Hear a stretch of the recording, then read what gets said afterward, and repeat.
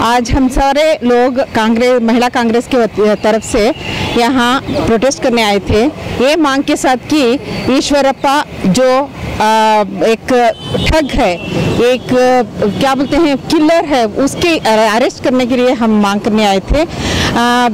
ये 40% का सरकार है। ये सरकार इतना करप्ट हो गया कि वो एक आदमी का जान उन्होंने ले लिया है।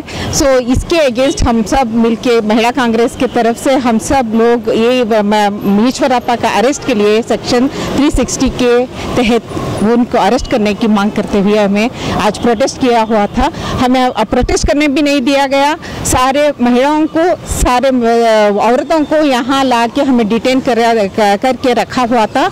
अभी हमें बाहर छोड़े हैं। हम यही मांग करते हैं कि ईश्वरप्पा को जल्दी से जल्द अरेस्ट करके उन्हें जल्दी से जल्द जेल भेजा जाए ताकि हमारे कर्नाटका का कुछ भलाई हो सके।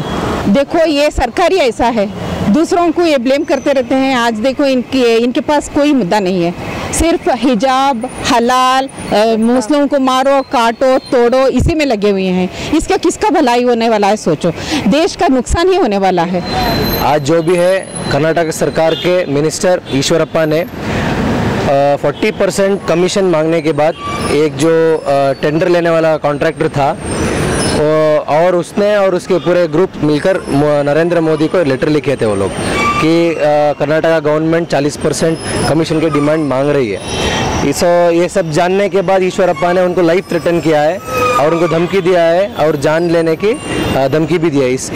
इसके ये होने के बाद उडुपी में आज एक लॉज में सुसाइड किया, ये संतोष नाम का एक लड़का सुसाइड किया है। इसका जो भी नुकसान है और इसका जो भी डैमेज है, इसका पूरा रिस्पॉन्सिबिलिटी कर्नाटक स्टेट गवर्नमेंट लेना ही पड़ेगा।